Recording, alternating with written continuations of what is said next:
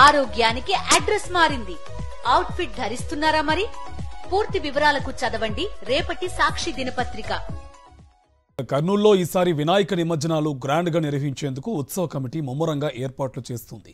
నిమజ్జనం కోసం కేసీ కెనాల్లో ప్రత్యేకంగా 8 ఘాట్లను ఏర్పాటు చేయడంతో పాటు ప్రత్యేక క్రేన్లను సిద్ధం చేశారు.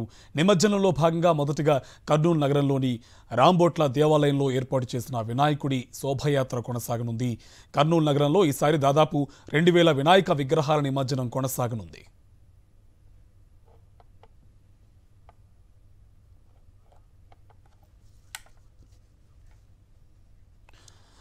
కర్నూలులో వినాయక నిమజ్జనాల ఏర్పాట్లకు సంబంధించి పూర్తి సమాచారం మా కరెస్పాండెంట్ లోకేష్ మనకి అందిస్తారు. లోకేష్, ఏర్పాట్లు ఎలా ఉన్నాయి, డీటెయిల్స్ ఏంటి? శ్రీనివాస్, మనం చూసుకున్నట్లయితే వినాయక నిమజ్జనానికి కర్నూలు ముస్తాబైందని చెప్పవచ్చు. ఎందుకంటే ఈ యొక్క కర్నూలులో జరగబోయే ఈ యొక్క నిమజ్జన కార్యక్రమానికి ఒక ప్రత్యేకత ఉంది. తెలుగు రాష్ట్రాల్లోనే అతిపెద్దగా భారీ ఎత్తున జరిగే నిమజ్జనం అని చెప్పుకోవచ్చు. ఈ యొక్క నిమజ్జన కార్యక్రమాన్ని చూడడానికి వివిధ ప్రాంతాల నుండి పెద్ద ఎత్తున భక్తులు పాల్గొంటారు. వేలాది మంది భక్తులు ఈ యొక్క కర్నూలు నగరంలోని వినాయక్ ఘాట్ వద్ద ఆ యొక్క భక్తులు వచ్చిన పరిస్థితి. ఈ యొక్క నిమజ్జన కార్యక్రమాన్ని తిలకించి ఎంతో పుణ్యం చేసుకున్న పరిస్థితి అయితే కనపడుతుంది. గత 40 సంవత్సరాల పాటు నుండి ఈ యొక్క నిమజ్జన కార్యక్రమం అనేది కొనసాగుతున్న పరిస్థితి. మొత్తం మీద చూసుకున్నట్లయితే ఈసారి కర్నూలు నగరంలో సుమారుగా 2000కు పైగా ఈ యొక్క వినాయక ప్రతిమలను ఏర్పాటు చేయడం జరిగింది. ఈ నేపథ్యంలో ఇప్పటికే 700కు పైగా ఈ యొక్క వినాయకుల నిమజ్జనాన్ని చేయడం జరిగింది. మిగతా ఈ యొక్క 1200కు పైగా ఈ యొక్క వినాయకుల ప్రతిమలను నిమజ్జనం చేయడానికి రేపు తరలిస్తున్న పరిస్థితి.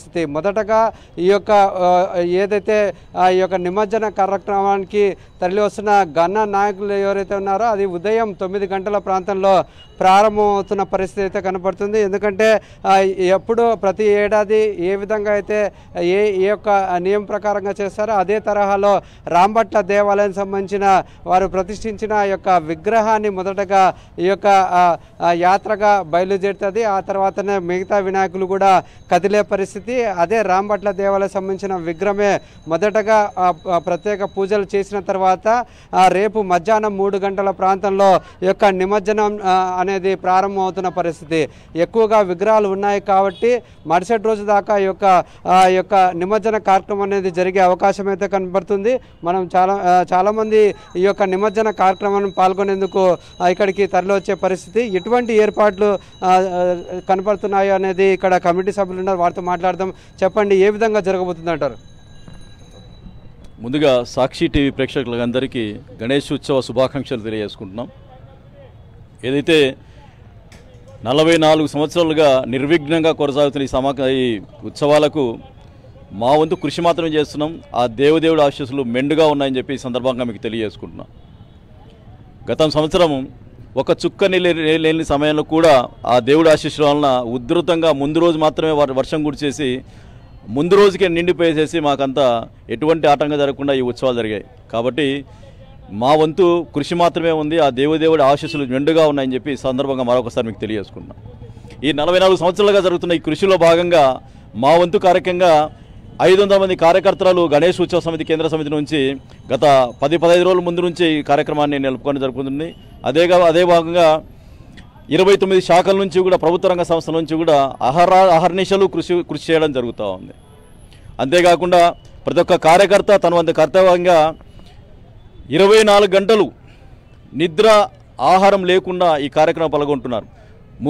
మధ్యాహ్నం 3 గంటలకు మొదలైతే నిమజ్జన కార్యక్రమం మొదలైతే మరుసటి రోజు 2 గంటలు అవుతుందో 3 గంటలు అవుతుందో తెలియని పరిస్థితి. 2000 పైచులకు విగ్రహాలు ఈసారి నెలకొల్పడం జరిగింది. అంతేకాకుండా 3వ రోజు 5వ రోజు అయితే ఒక 100 విగ్రహాలు వరకు నిమజ్జనం జరిగింది.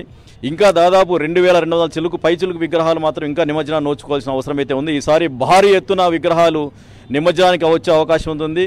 అదే పరిస్థితిలో ఈ వినాయక ఉత్సవాలు కుల మతాలకు అతీతంగా ప్రతి ఒక్క మతం నుంచి కూడా ఈ సంబరాన్ని చూసడానికి పలు ప్రదేశాల నుంచి పట్టణాల నుంచి కూడా ఈ కార్యక్రమాన్ని చూడడానికి వస్తున్నాడు. అదే పరిస్థితిలో ప్రతి ఒక్క రాష్ట్రం నుంచి మన ప్రత్యేక రాష్ట్రం నుంచి ఏర్పడిన తర్వాత రాష్ట్రంలోనే మెరుగైన ఉత్సవాలైతేనేమి రాష్ట్రంలోనే ఎక్కువగా ఏర్పాటు జరుగుతున్న కార్యక్రమంగా ఈ వినాయక ఉత్సవాలు జరుగుతూ ఉన్నాయి. ప్రతి ఒక్క హిందువు కూడా కలిసి ఏకంగా ఇక్కడ జరిగే కార్యక్రమం ఇదే ఉంటుంది. ముఖ్యంగా పెద్ద పండుగలు అయితే ఉగాది, దసరా అని చెప్పుకుంటాం. కానీ ప్రతి ఒక్క హిందువు కలిసేది, ప్రతి ఒక్క ప్రదేశంలో కలిసేది ఈ వినాయక ఉత్సవాలు మాత్రమే అని చెప్పేసి ఈ సందర్భంగా మీకు అందరికీ తెలియజేసుకుంటున్నాం. మీరు చెప్పండి, అంటే ఈసారి ఎక్కువ ఆలస్యం అయ్యే అవకాశం ఉందని చెప్పేసి కమిటీ సభ్యులు చెప్తున్నారు కదా, ఎందుకంటారు? మన రాష్ట్రంలో అత్యంత వైభవంగా జరిగేది మన కర్నూలు మహానగరంలోనే. దాదాపు ఇది 44 సంవత్సరాలు జరుగుతుంది. ప్రతి సంవత్సరము వినాయకులు పెరుగుతున్నారు. ప్రతి ఒక్కరు ఉత్సాహంగా, ఇది సామాజిక ఉత్సవం మాల అంటే అందరు కలిసి ప్రతి వీధిలో మనం అందరం కలిసి చేసుకోవాలా అని జరుపుకునే పండుగ కాబట్టి విగ్రహాలు అంతా పెరుగుతున్నాయి మాల. ఆ పెరగడంలో విగ్రహాల సైజులు చాలా పెరిగినాయి మాల. దాదాపు ఈక్వల్ హైదరాబాద్ స్థాయిలో జరుగుతుంది మొత్తానికి. కాబట్టి కొద్ది లేటే కావచ్చు మొత్తానికి. ఎట్లంటే దాదాపు విగ్రహాలు 2000 దాకా ఉన్నాయి మామూలు. దాదాపు పెద్ద విగ్రహాలు దాంట్లో ఒక 500 దాకా విగ్రహాలు ఈజీగా ఉంటాయి మామూలు. కాబట్టి కొద్ది లేట్ అవుతుంది. కానీ ప్రభుత్వ అధికారులు వచ్చేసి అందరూ పెద్ద పెద్ద క్రేన్లు అరేంజ్ చేసినారు. అది ఇవన్నీ రాకుండా చూడాలనే ప్రయత్నం కూడా అన్ని ఘాట్లు ముస్తాబైనాయి. దాదాపు నగరంలో 4 చోట్ల ఊరేగింపు ప్రారంభమవుతుంది. Correct time to time correct maintain చేస్తాం. 9 గంటలకు ప్రారంభమవుతుంది. అన్నీ చేరుకునేప్పటికి 4 గంటలకు అవుతుంది. మరుసటి రోజు ఉదయానికి కంప్లీట్ అయిపోతుంది. మామూలు అంత వైభవోత్సవం జరుగుతుంది. ఇక్కడ వేల సంఖ్యలో పాల్గొంటారు. ఇది చాలా ఉత్సాహభరితంగా, ఒక దైవోపేతంగా జరుగుతుంది. మీరు చెప్పండి, అంటే ఎందుకు ఈ యొక్క ప్రత్యేకత? కర్నూలులో జరగబోయే నిమజ్జనానికి ఒక ప్రత్యేకత ఉంది, ఎందుకంటారు?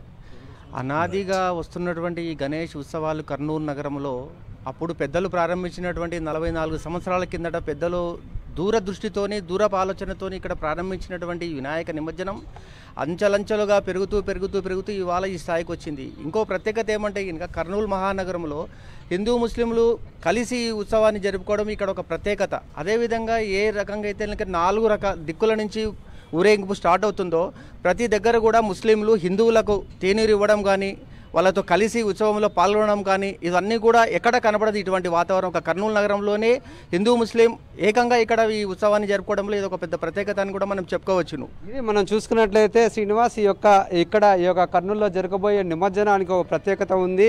హిందూ ముస్లింలు కలిసి ఎటువంటి మత సమస్యలు లేకుండా ఈ యొక్క ఎంతో ఆనందంగా జరగబోయే నిమజ్జన కార్యక్రమం నుండి ఇది తిలకించడానికి వివిధ ప్రాంతాల నుండి కూడా పెద్ద ఎత్తున భక్తులు చేరుకుంటారు. రేపు జరగబోయే యొక్క నిమజ్జన కార్యక్రమానికి పూర్తిగా ఏర్పాట్లయితే పూర్తయినాయని చెప్పవచ్చు. శ్రీనివాస్. థాంక్యూ లోకేష్.